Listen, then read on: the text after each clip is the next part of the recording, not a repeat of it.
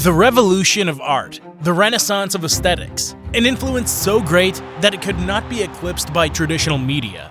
The leader of one side of a war that caused the greatest cultural rift in NBA history. The fusion of street culture with the social elite. There are many ways to describe one of the most influential athletes of all time, but probably the best one is the greatest pound-for-pound, inch-for-inch scorer in the history of all basketball. Allen Iverson was no ordinary athlete. He was a unique, multidisciplinary athlete who had the misfortune of growing up without his father in Virginia. In fact, his mother, Ann Iverson, raised him alone after giving birth at the age of 15. But the truth is that Allen had the genetics to be a prodigy. When he attended Bethel High School, he quickly became the star of the basketball team, where he played point guard, but also the star of the football team. Iverson was primarily a quarterback who also played running back, kick returner, and defensive back. And his talent was so absurd in both disciplines that he managed to simultaneously lead both Virginia teams to the state championship and be named Player of the Year in both sports. All evidence indicated that Iverson could have been drafted as an actual star in the NFL, in a situation similar to what would later be repeated with LeBron James. But what he wanted, above all else, was to be a professional athlete with the first intention of getting his mother out of the neighborhood. For that, he counted on a gift from God, an enormous talent, a unique way of understanding the sport that was different from any predecessor, the ability to imagine and invent ways to achieve his goals that did not exist before. Allen forged an aura from a very young age that would accompany him for the rest of his career. A career that was nearly cut short when the guard was only 17 years old.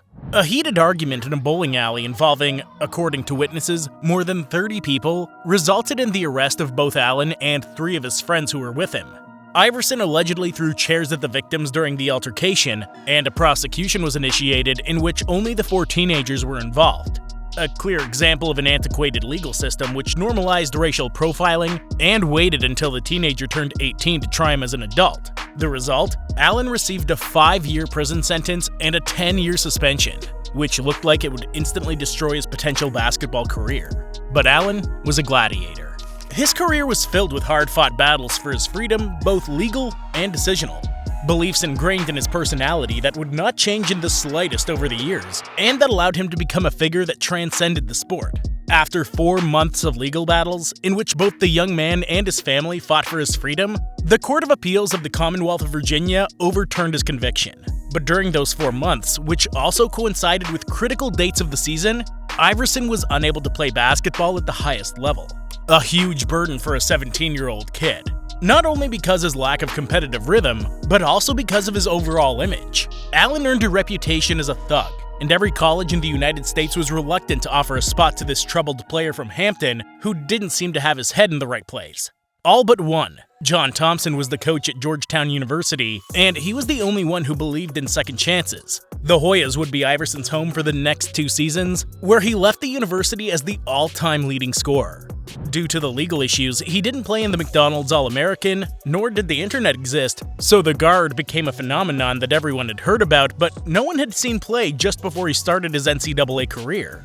A mysterious player who ended up averaging 25 points, 5 assists, and 3 steals per game in his sophomore year, and although he wanted to have graduated, his family situation forced him to make the early jump to the NBA. A decision that back then used to cost players a few spots in the draft. But Allen was different. In a draft class that included names like Kobe Bryant, Steve Nash, Ray Allen, Stephen Marbury, Marcus Camby, or Jermaine O'Neal, the clear number 1 was the 6-foot guard of the Georgetown Hoyas, who became the smallest player to be selected first overall. The Philadelphia 76ers became the new home of the NBA's newest star in every sense of the word.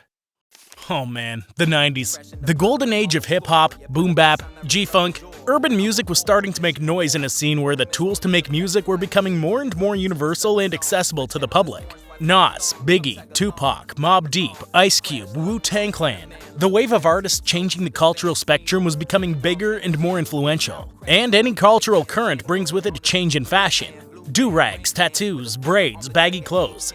Young people who are not so young now adored the greatest exponents of street culture. And Allen was the faithful representation of this movement in the NBA. Iverson combined this street influence with street basketball, mastering impossible moves, crossovers, changes of direction. It seemed that the then point guard could levitate with the ball in his hands. Allen delighted fans around the world with magic tricks from his first year in the league, and the stage the NBA gave him was unparalleled.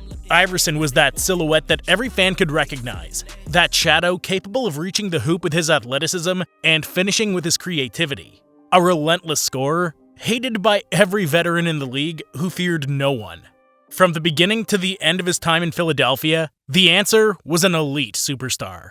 A player who was able to break virtually every mold and virtually every ankle in the NBA. But every hero needs a villain. A figure to challenge him and push him enough to reach the next level. And in Allen's eyes, that villain was his coach, Larry Brown. The head coach knew that Iverson's full potential would not be reached by putting the player at point guard, but at shooting guard. Brown unlocked the best version of one of the best scorers in the league, elevating his name to the NBA's historic elite and allowing the Sixers to become one of the best teams in the Eastern Conference. However, the coach and the player had a lot of differences. It was just tough on me because I never been sat down a whole half in my career. I said some things that I really didn't mean. The clash of a classic coach with an open mind with the attitude of a kid from Virginia who had had a life full of obstacles. The clash of the classic aesthetic with the crushing avant-garde that was coming to take over the world. One of the many clashes Iverson would have, directly or indirectly, with the NBA. Larry, however, was a great coach, smart enough to appreciate how special his franchise player was. Despite their differences, the Sixers built a historical defensive squad with players like Aaron McKie, Eric Snow, and Theo Ratliff, who they would later trade for Dikembe Mutombo. A team that managed to reach the NBA Finals with a one-man offense, but had the misfortune of coinciding in time with the historic and unrepeatable Lakers of Kobe and Shaq. But even if he had almost reached the summit of the basketball elite, Iverson was far from being treated fairly. He had threatened one of our officials, and the NBA fined him $25,000, and we felt as a group that he should have been suspended. You bet against Iverson's team. Correct. At least the years have allowed us to know the truth. But it's unbelievable that a referee recognized that they whistle fairly or unfairly depending on the players. Of course, Iverson was a player whose ideas cost him dearly. His love for hip-hop led him to enter the music industry during his best years in the league. It didn't take long for his dream to be dashed. 40 Bars was a single Allen recorded during the 2000 offseason and featured common lyrics in a genre that normally didn't have many filters. You went platinum with a ghostwriter, so in the game you won, you cheated. My slang. David Stern had to contact the guard to suggest that he change the song's lyrics. A scene out of a dystopian Black Mirror that forced the Sixers player to scrap his project and thus put an end to his musical career. A suggestion that, if it had not been accepted, would have had repercussions from the basketball standpoint. However, no duel between Allen Iverson and David Stern was as important as the one that took place in 2005. The Malice in the Palace changed the NBA forever. The brutal brawl between players and fans of the Detroit Pistons and Indiana Pacers caused a number of changes in the league rules. Players were banned from jumping into the league directly from high school. Exemplary sanctions were applied to the participants, and the league took the opportunity to establish a dress code. The golden era of the 90s ended with a hangover in which the league lost popularity. Fans who had become hooked on basketball during the previous decades watched as the new hip-hop culture swept away at their basketball, and they lost interest in a league whose image was at its lowest. The dress code that was established in 2005, however, was a direct shot at the 76ers shooting guard. For many, it was called the Allen Iverson rule, a dress code that required baggy pants and jersey wearers like Allen Iverson and Carmelo Anthony to wear business casual attire to games and a sports coat with dress shoes on the bench, and Allen had no choice but to comply. So yes, Allen Iverson lost the swag war against David Stern. After his short stint in Denver, Iverson began his athletic decline. 11 seasons at the highest level that culminated with 3 seasons as a journeyman, in which the shooting guard did not get anywhere close to the finals except for the 2001 season. With a regular season MVP under his arm and 4 NBA scoring titles, Iverson became one of the best players in league history to never win a ring.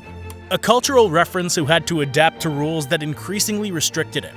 But even if Allen ended up losing the dress war, his influence has ended up defeating the NBA. While Stern cornered Iverson, the generational change and the unstoppable force of a scene that was going to take control of the country in turn cornered the league. The unstoppable essence of an unrepeatable decade, which ended up adapting the street game and creativity in the NBA courts, and that changed the image of basketball worldwide.